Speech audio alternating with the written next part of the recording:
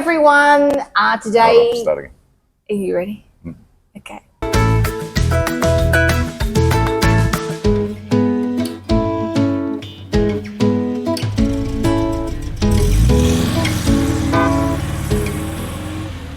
Hi everyone, we are back working full-time on the van after a little bit of a hiatus.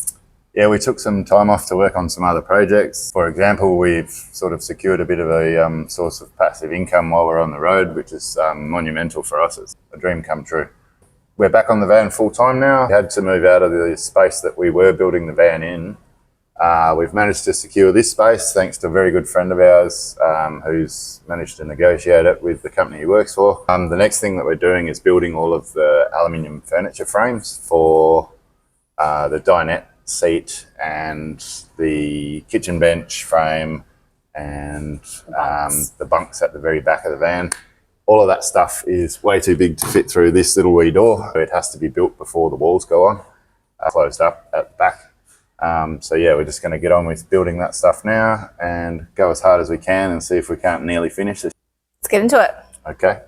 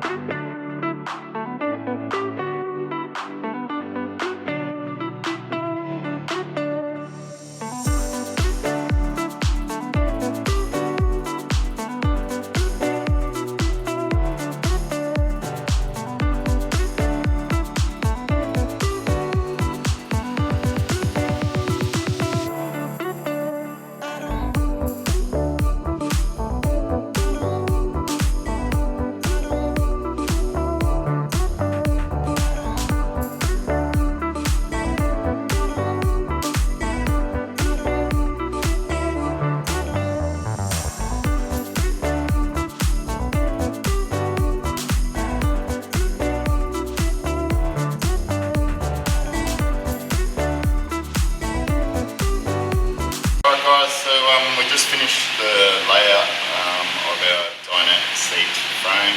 It's basically just a one profile. So we have allowed for 100mm thickness of foam on the base and 75mm on the back. We want this to be a fairly nice, plush, comfy dinette couch. From the front of the backrest foam to the knee is 480mm, just like the comfy office chair. We've copied that angle off the backrest on the office chair, which we both find pretty comfy. I've left 32mm at the top because that's the size square tubing that we're going to make the frame out of. So yeah, we're just going to cut some material now and we'll put together one frame and see how it looks.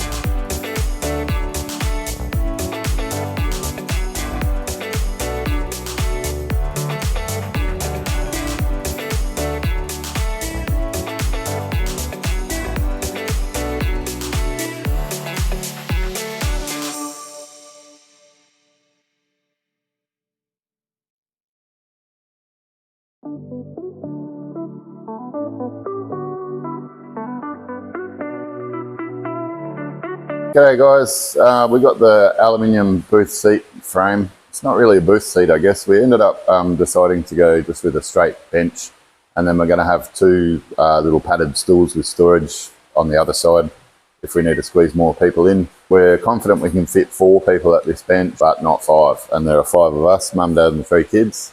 Anytime you work with aluminium and you're welding it, there's always going to be some distortion, so things move around and flex a bit and whatever, quite a bit more than steel. Just in the course of welding out this frame, it's distorted a little bit. So what I'm going to go through and do now is I'm going to put a bar in between the 2 verticals on the bottom to basically just to correct the distortion that's happened through the welding process. And then every piece of furniture in this caravan is also structural. So we're also going to put a diagonal brace. Basically, this piece of furniture is bracing the wall to the floor. And you can see we're coming down on a bit of an angle from the wall. So it makes sense to make it a proper diagonal brace by triangulating that. And that should give some really good support to the wall. And it should tie the wall and the floor together nice and rigid. It'll only be in the center and one end, so it's not going to make a difference for accessibility for the storage compartment underneath. It's just going to add a bit of strength. So yeah, we'll go ahead and do that now. And then we're going to make up the seat base frames, which will be hinged from the back bar on the bottom and for the lift up compartments. So we'll go ahead and get that done now.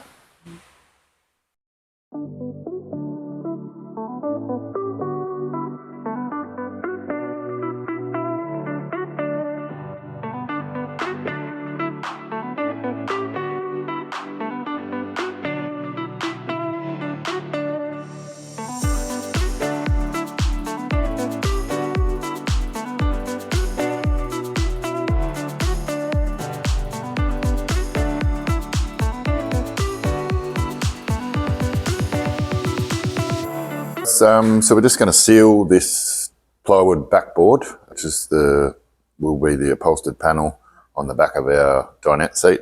Just going to seal it with some water-based house paint that we had laying around. We've just given that a stir up, and we've got the little 100mm mini roller disposables.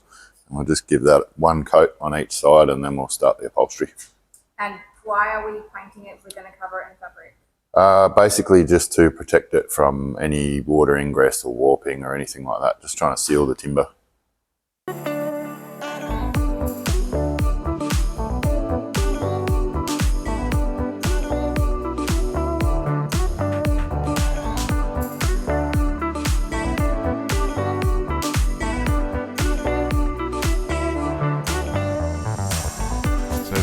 We bought a air staple gun from Temu. It was $47. It didn't come with any staples, but we managed to get some in town. And we're just stapling a double fold. We've decided to go with a pillow top design just to make it look a bit less homemade and a bit more professional. So the top part of the back of the seat is a little bit thicker and more plush than the lower half. So we're just doing a double fold so that you can't see any plain plywood underneath. We got our foam from Temu. It came in 500mm squares, and then we also got rolls of the 12mm stuff, and we're just upholstering all that up. And we're just using spray glue to glue down the foam and also to join all the pieces together, and then shaping it with a knife before we cover it with the vinyl. And the hairdryer really helps to make the vinyl go nice and soft and supple, so you can get the corners stapled in without any creases or pleats.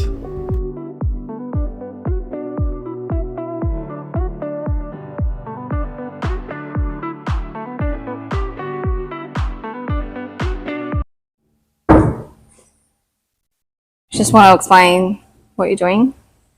Well, I was aware that the aluminium frame was going to be exposed and Jane was not, and she didn't really like the look of it, so we're just trying to figure out a way to somehow cover up this aluminium frame which is exposed, and we're thinking at the moment that we might just spray glue some vinyl over it like so.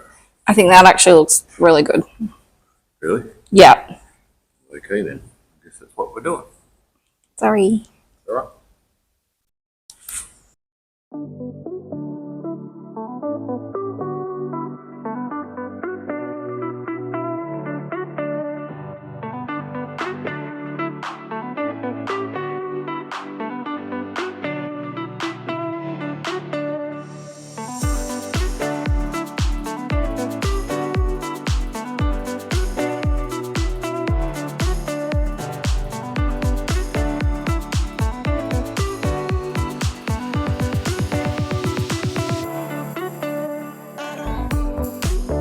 So we have to have a bit of a gap between the upholstery on the back of the couch and the upholstery on the seat on the bottom of the couch. We didn't like the look of that gap, so here we're just installing a bit of a flap of the same black vinyl to cover that gap and to catch anything that might fall down there. It's quite a difficult position to be in, trying to get all that stapled on the back, but it ended up pretty comfy. And this is the front panel we're making now, the facade panel for the front of the couch. We're drilling 4 holes in it to install the 4 outlet vents for our combination diesel heater and hot water system. And we're sort of pulling the vinyl through the holes and then stapling that on the back through the holes, and then installing the 2-piece vents that came with the hot water system. You'll notice us unpicking the flap because we had it in the wrong position and didn't have enough slack on one end. So we're redoing that now. And the other thing that we forgot to do, which is why you'll see us using the recip tool, is I forgot to install the holes for the inlet air grills. The little grills, they're just plastic grills, they're around about 15 by 10 centimetres each. We got them from Temu, cheap and cheerful, just plastic. There to allow cool air into the box which contains the heater and hot water system. So we're just cutting the holes out for them with a recip because we forgot to do it before we upholstered the panel, but it all worked out good in the end. You may also notice that we are using a manual hand staple gun because we ran out of the only staples in town that fit our little Temu air gun. We have ordered more, but they're not here yet.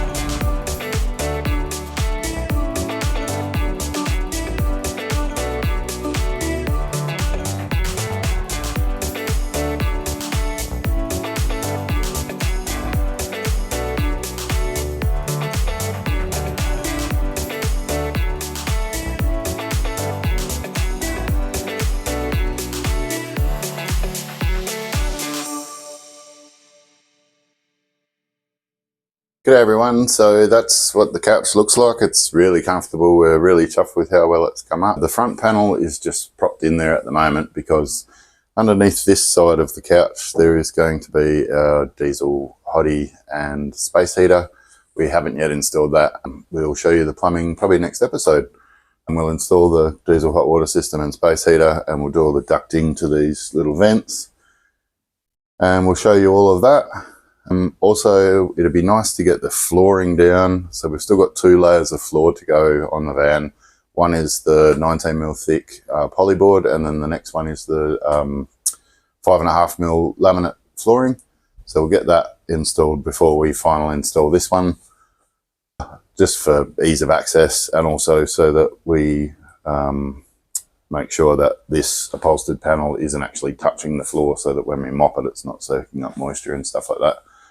Yeah, it's come up really well.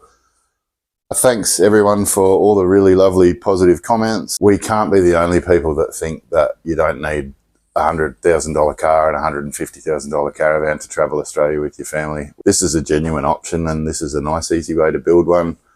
If you want, tag us some photos of your project and show us what you're up to. Thanks very much for watching, guys, and we'll see you next time.